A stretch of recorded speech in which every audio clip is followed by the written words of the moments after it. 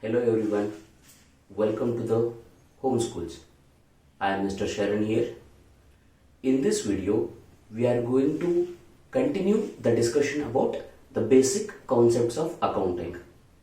In the previous video, we started to understand the basic concepts of accounting.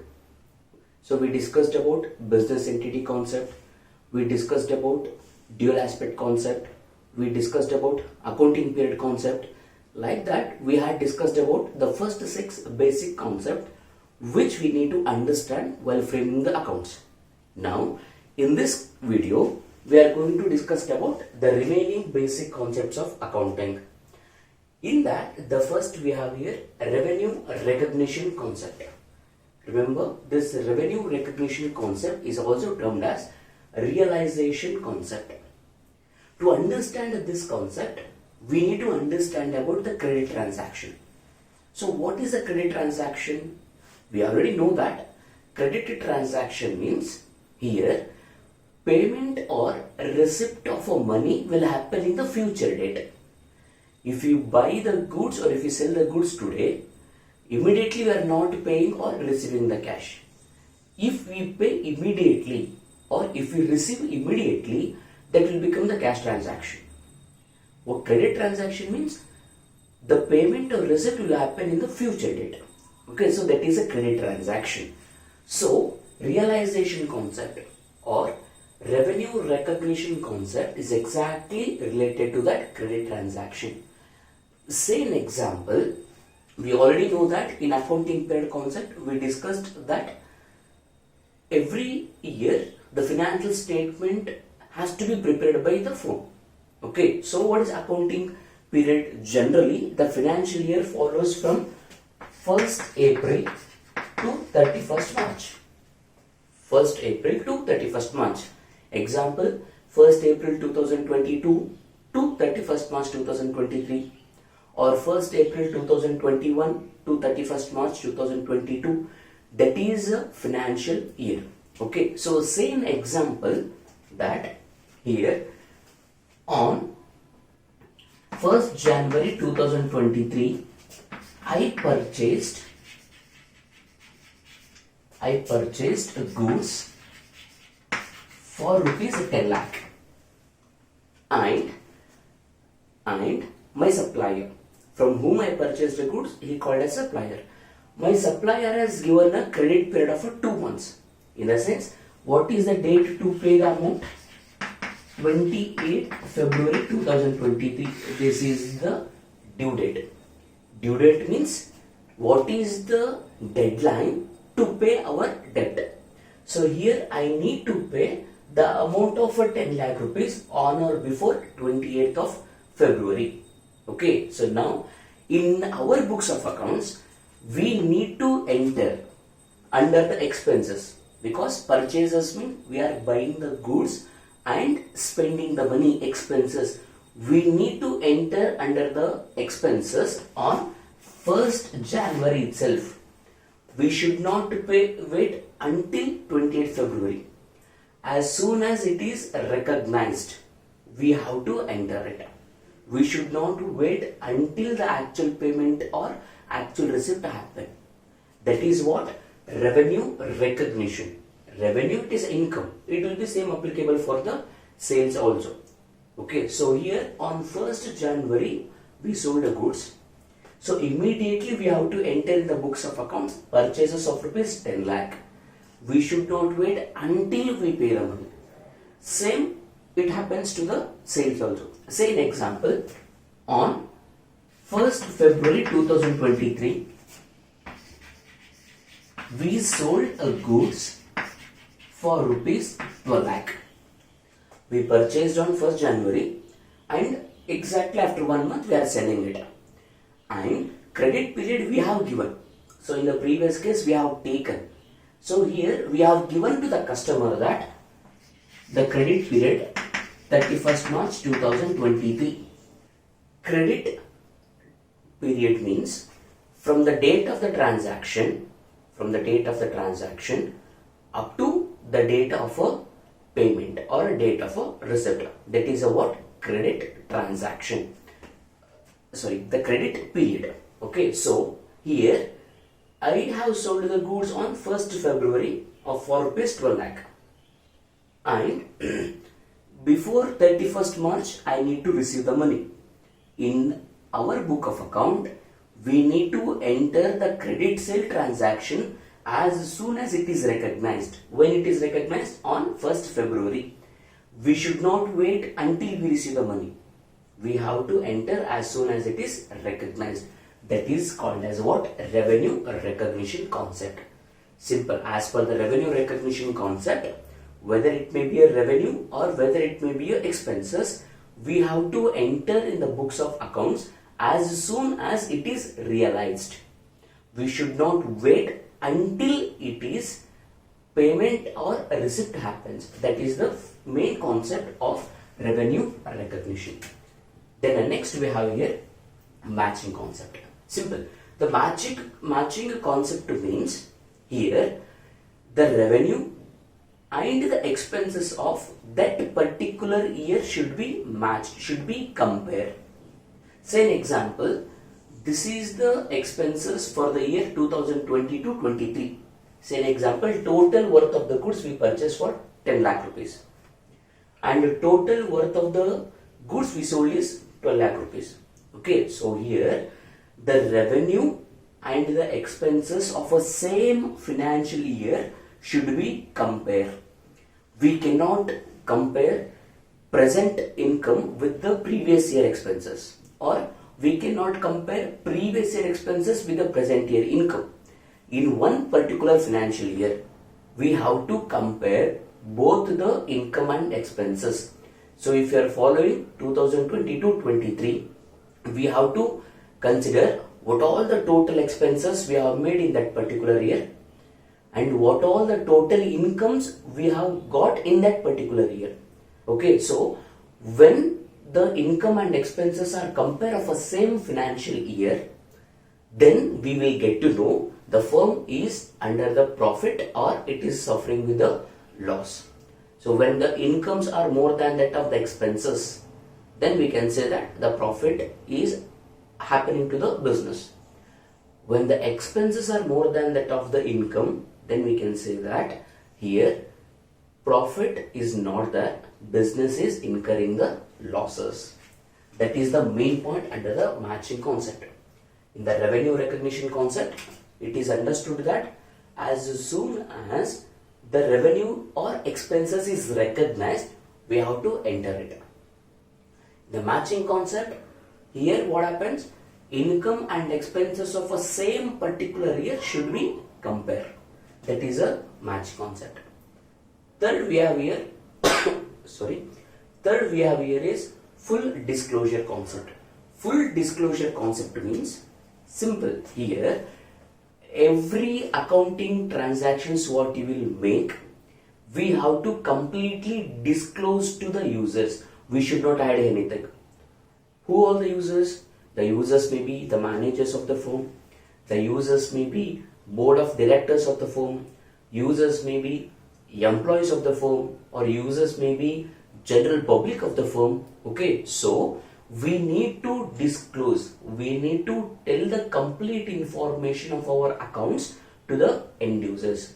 So that's why we will see in the newspapers that a company has made a profit for the first quarter or first half yearly, or a company made the profit increased to this much of the percentage when compared to the previous year. All these articles we might have read. Why they will publish?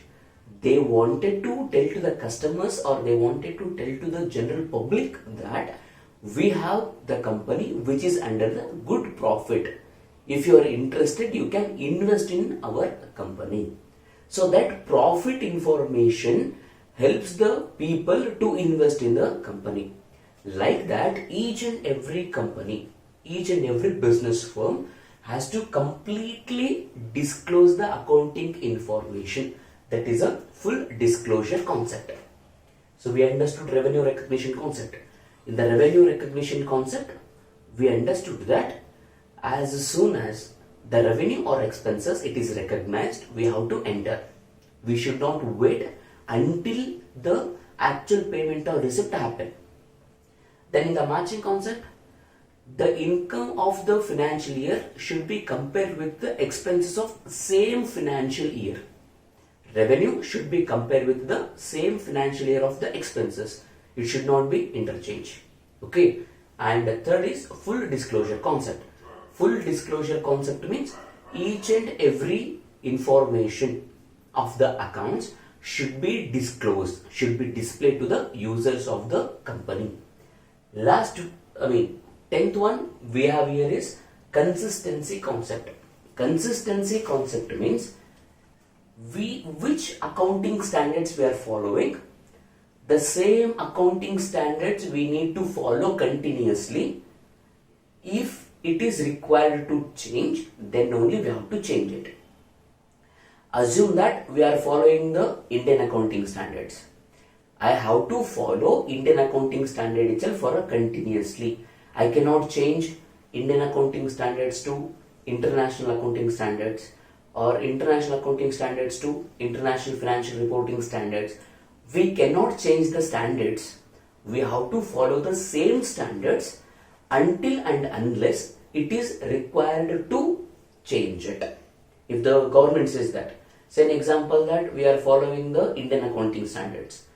If the IT department or a government comes with a rule that every business firm has to follow the IFRS, then we have to change it because there is a rules which is given by the government. Until and unless there is a specific condition to change, we should not change it. That is a one thing. And the second thing under the consistency concept is that which method we are following, the same method we have to follow. Say an example, we know about a depreciation. What does a depreciation means? Depreciation means it is a reduction in the value of a fixed asset. If you know means, to calculate a depreciation we have two methods. We have a straight line method and also we have a written down value method. If we are following the straight line method, every year we need to follow the straight line method only. We cannot change the written down value method immediately. Okay, so why we need to do that? Because if we follow the same standards continuously, consistently, and if we follow the same method consistently, then we can compare with the other similar kind of the businesses. If you are following the straight line method, if you are following the written down value method, then we both cannot compare. When we have a similarity between the method of accounts which you are following and which you are following, then only we can compare. Okay, so this is all about what? Consistency concept. Then we have here conservatism concept. Conservatism concept means here anticipate no profit and record minute losses also. Okay, here we cannot expect or we should not expect we will get a 1 lakh profit, 2 lakh profit, 3 lakh profit. But at the same time, we should not ignore a single rupee which makes us to be loss. That is what here conservatism concept. Anticipate no profit. Don't expect the profit. In the sense, don't expect we will get a 1 lakh profit, 2 lakh. Don't expect the number. Of course, we will get a profit, but don't expect how much profit. But at the same time, we should not ignore a single rupee for a loss. That is conservatism concept. Okay, so here revenue recognition concept. As soon as the revenue or expenses recognized, we have to enter it.